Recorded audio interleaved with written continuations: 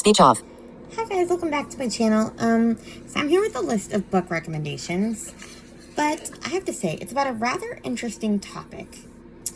Some of you might know that I'm very much into reality TV. I have done one video on Sister Wives because I was reviewing the book Becoming Sister Wives. But apart from Sister Wives, I have always loved the show Teen Mom. It's basically a reality show where it started out as 16 and Pregnant, and then there were spin-offs, Teen Mom 2, Teen Mom Young and Pregnant. It's pretty much just documenting teenage parents and their drama. And it's fascinating. Now, they have since melded it into one huge series called Teen Mom: The Next Chapter. And most of the kids are in high school. God help us, I feel ancient. But one of the biggest things that's going on right now in the teen mom world is Caitlin and Tyler's story. And they placed their daughter Carly for adoption 15 years ago. Actually, almost 16 years ago. She'll be 16 in May. But yeah, their adoption has since closed. I'll talk about that more in another video. But because of this adoption closing, they've started sort of raising awareness about adoption in general and how problematic it can sometimes be. And then other creators started talking about it. And yeah, one of those is The Grace Report. I've been watching her for like over a decade. She's been reporting on Teen Mom and just pop culture in general forever. She's actually probably one of the few channels that I subscribe to that is not bookish. Although she is reading the different Teen Mom memoirs on her channel membership. She is also the only channel that I pay for on YouTube. I subscribe to a lot of Patreons, but they're for podcasts. But I've never subscribed to a channel membership. And she's my one and only channel membership. Anyway, why am I talking about this? This is a book channel.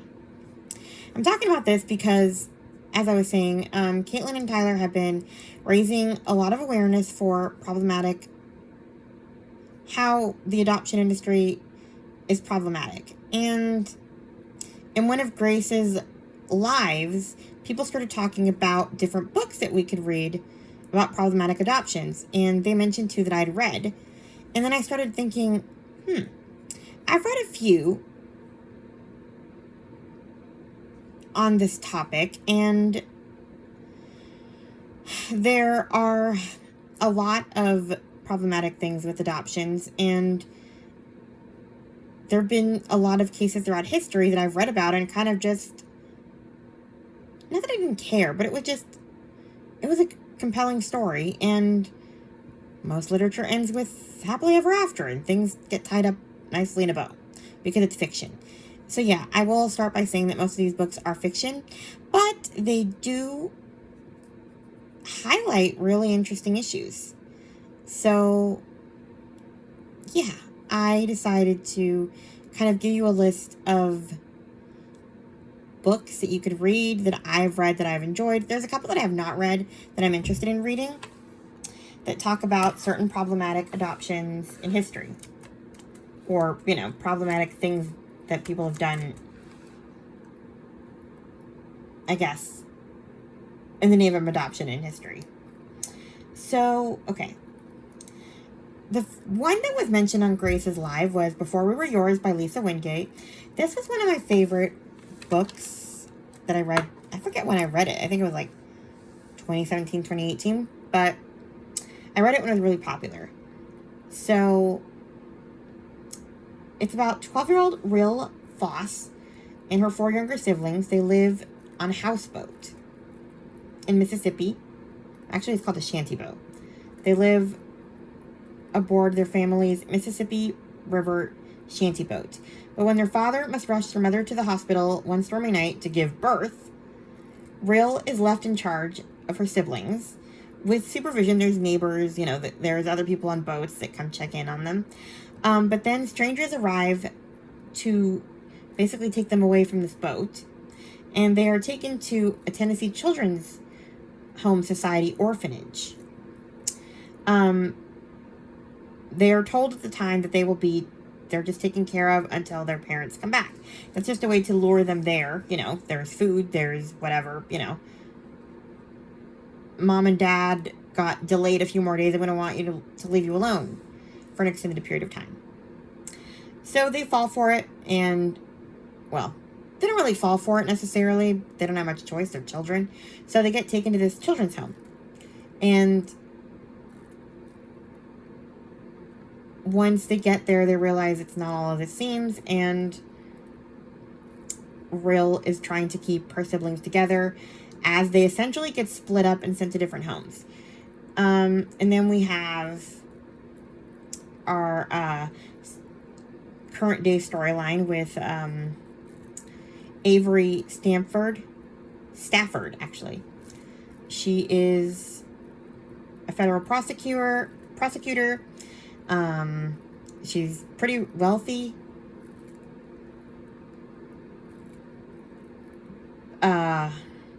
And then she discovers that she does have some ties to this Tennessee Children's Home scandal. So essentially what this Tennessee Children's Home, it was run by the description here says, based on one of America's most notorious real-life scandals, in which Georgia Tann, director of a Memphis-based adoption organization, kidnapped and sold poor children to wealthy families all over the country. So yeah, there's also a nonfiction book about her. I haven't read it yet. I need to find it. I should have written it here. I'm gonna Google it real fast. Book about Georgia Tann. What's it called? Come on, Google. The Baby Thief. The Untold Story of Georgia Tann. The Baby Seller. So, yeah, you can look that one up, too, to kind of go with it. But, yeah, this is like a fictional portrayal of some of the kids that were taken to this orphanage. So, yeah, that is one of the adoption scandals that have happened. This happened in the 30s. I'm not sure how long it lasted.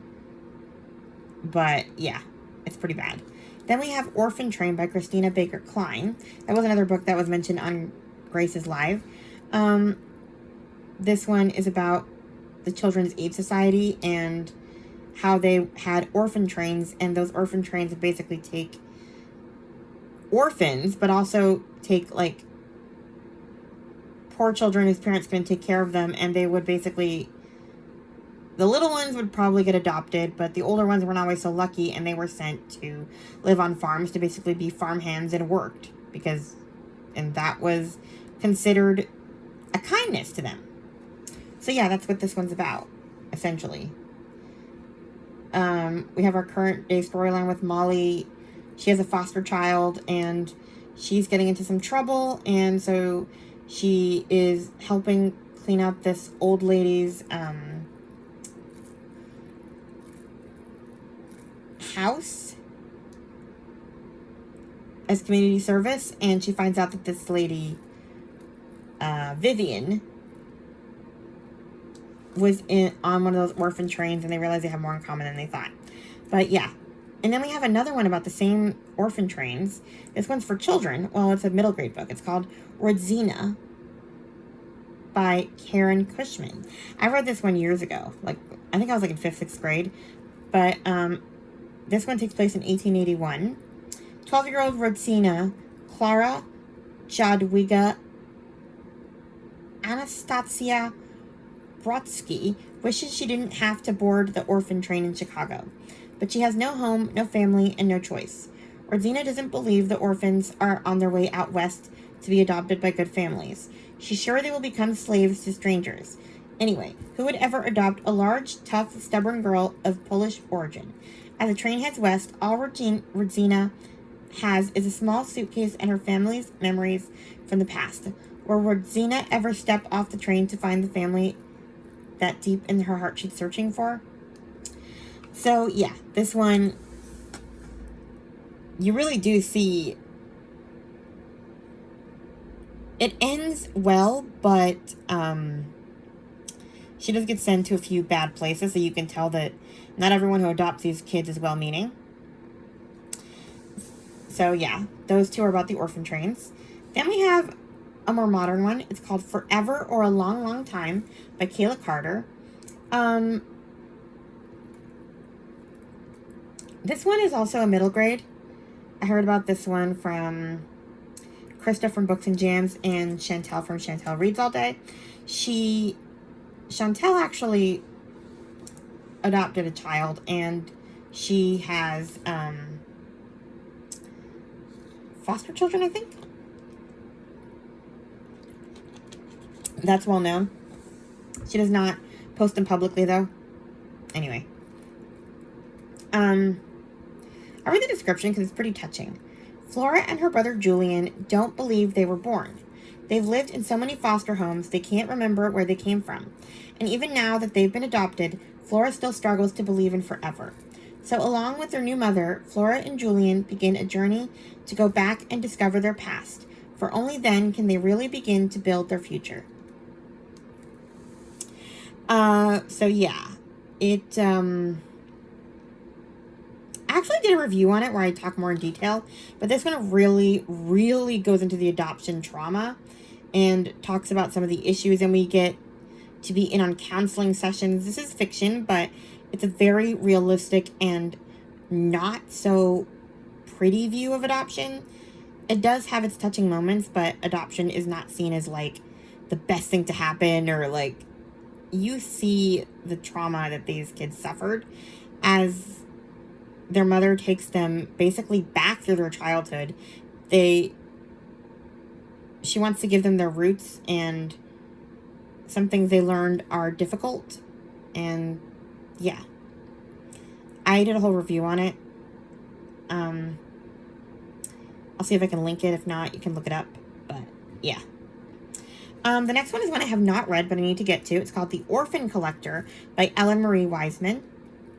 In the fall of 1918, 13-year-old German immigrant Pia Lang longs to be far from Philadelphia's overcrowded slums and the anti-immigrant sentiment that compelled her father to enlist in the U.S. Army.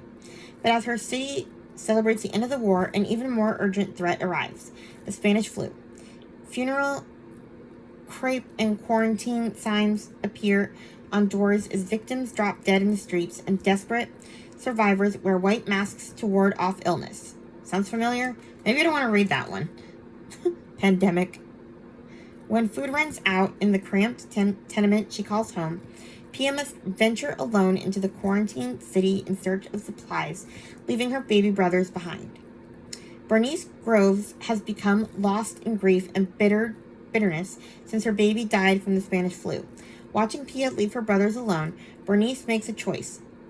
Makes a shocking, life-altering decision. It becomes her sinister mission to tear families apart when they're at their most vulnerable, planning to transform the city's orphans and immigrant children into what she feels are, quote-unquote, true Americans.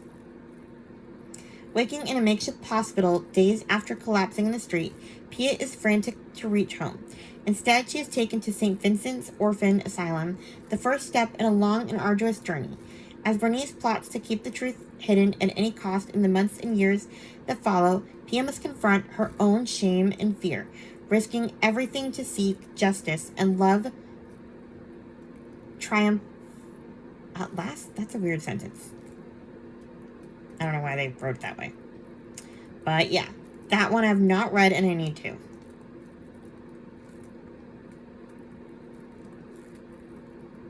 So, yeah. Then we have another one I have not read. The Sunflower House by Adriana Allegri. Family secrets come to light as a young woman fights to save herself and others in a Nazi-run baby factory, a real-life Handmaid's Tale during World War II. In a sleepy German village, Alina Strauss's life seems idyllic. She works at her uncle's bookshop, makes strudel with her aunt, and spends weekends with her friends and fiancé. But it's 1939. Adolf Hitler is chancellor, and Alina's family hides a terrifying secret. Her birth mother was Jewish, making her a Mischling. One fateful night, after losing everyone she loves, Alina is forced into service as a nurse at a state-run baby factory called Hochland Home. There, she becomes both witness and participant to the horrors of Heinrich Himmler's ruthless eugenics programs. The Sunflower House is a meticulously researched debut historical novel that uncovers the notorious Lebensborn program of Nazi Germany. Women of quote-unquote pure blood stayed in Lebensborn homes for the sole purpose of perpetuating the Aryan population, giving birth to thousands of babies who were adopted out to quote-unquote good Nazi families. Alina must keep her Jewish identity a secret in order to survive. But when she discovers the neglect occurring within the home, she's determined to not only save herself, but also the children in her care. I really need to read that one. It sounds really good. I might read it this month, actually, since I'm apparently deep diving into adoption and problematic things people have done in the name of good upbringing.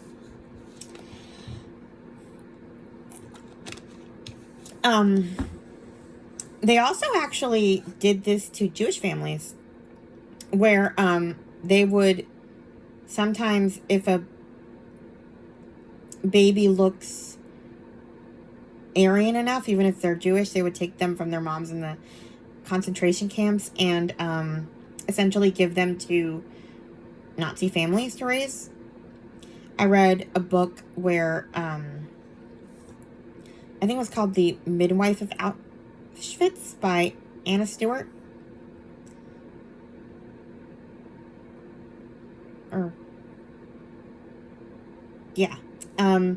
And basically these two women come up with a plan to tattoo the babies with the mom's prison number, so that when the war ended, they could match the babies and get them out of the Nazi homes.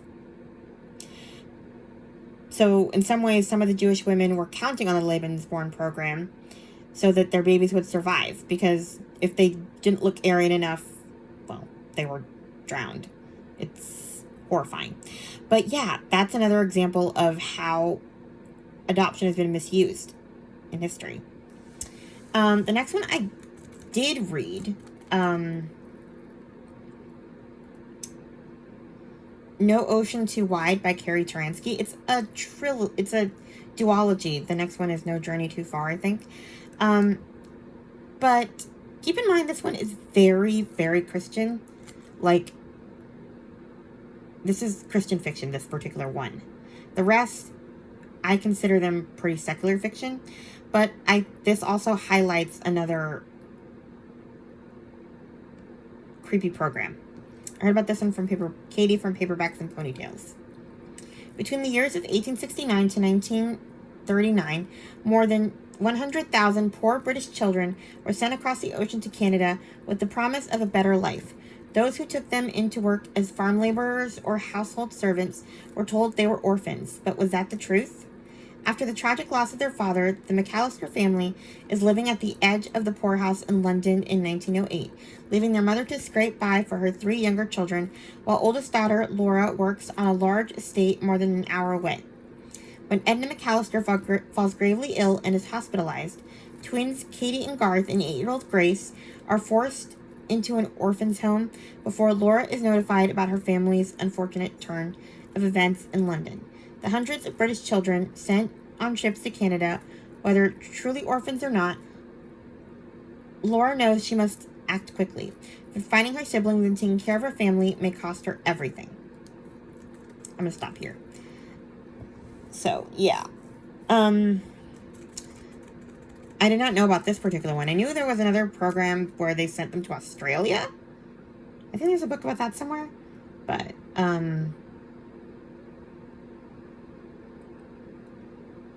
yeah. And the last one I did read this one. The Secret Daughter by Kelly Rimmer.